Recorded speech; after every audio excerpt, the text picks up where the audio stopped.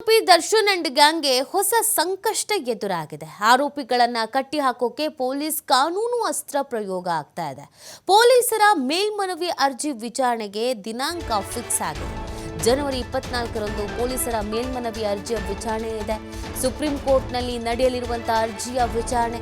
High court ಆದೇಶವನ್ನು ಪ್ರಶ್ನಿಸಿ supreme ಮೊರೆ ಹೋಗಿರುವಂತಹ ಪೊಲೀಸರು 7 ಆರೋಪಿಗಳಿಗೆ ಬೇಲನ್ನು ಕೊಟ್ಟಿರುವುದನ್ನು ಪ್ರಶ್ನಿಸಿ ಮೇಲ್ಮನವಿಯನ್ನ ಪೊಲೀಸರು ಸಲ್ಲಿಸಿದ್ದಾರೆ. ಜನವರಿ 6ರಂದು ಸುಪ್ರೀಂ ಕೋರ್ಟ್ನಲ್ಲಿ ಪೊಲೀಸರು ಮೇಲ್ಮನವಿಯನ್ನು ಸಲ್ಲಿಸಿದ್ರು.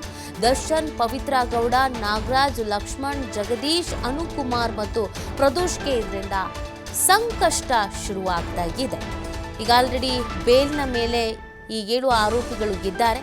ಇವರ ಬೇಲ್ನ ಪ್ರಶ್ನೆ ಮಾಡಿ ಕಾನೂನು ಹೋರಾಟವನ್ನು ಮಾಡಲಿಕ್ಕೆ ಪೊಲೀಸ್ ಇಲಾಖೆ ಸಕಲ ತಯಾರಿಯನ್ನು ಮಾಡಿಕೊಂಡಿತ್ತು. ಅದರಂತೆಯೇ ಈ ಆರೋಪಿಗಳನ್ನು ಕಟ್ಟಿ ಹಾಕೋಕೆ ಪೊಲೀಸರು ಕಾನೂನು ಅಸ್ತ್ರವನ್ನು ಪ್ರಯೋಗ ಮಾಡ್ತಾ ಇದ್ದಾರೆ. ಪೊಲೀಸರ ಮೇಲ್ಮನವಿ ಅರ್ಜಿ ವಿಚಾರಣೆಗೆ ಇದೀಗ ದಿನಾಂಕ ಫಿಕ್ಸ್ ಆಗಿರೋದ್ರಿಂದ ಈಗ ಬೇಲ್ ಮೇಲಿರುವಂಥ ಆರೋಪಿಗಳಿಗೆ ಢವ ಶುರುವಾಗಿದೆ. ಜನವರಿ 24ರಂದು ಪೊಲೀಸರ ಮೇಲ್ಮನವಿಯ ಅರ್ಜಿ ವಿಚಾರಣೆ ಕೈಗೆತ್ತಿಕೊಳ್ಳಲಾಗುತ್ತೆ. ಸುಪ್ರೀಂ ಕೋರ್ಟ್ನಲ್ಲಿ ನಡೆಯಲಿರುವಂಥ ಅರ್ಜಿಯ ಈ ಒಂದು ವಿಚಾರಣೆ. ಹೈಕೋರ್ಟ್ ಆದೇಶವನ್ನು ಪ್ರಶ್ನಿಸಿ ಸುಪ್ರೀಂ ಮೊರೆ ಹೋಗಿದ್ದಾರೆ ಪೊಲೀಸರು.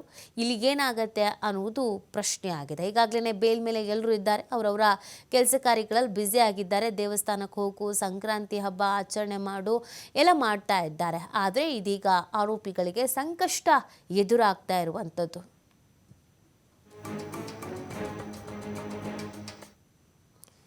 ಇವರೆಗಿನ ಪ್ರಮುಖ ಸುದ್ದಿ ನೋಡ್ತಾರೆ TV5, ಇದು ವಾಸ್ತವದ ಪ್ರತಿರೂಪ.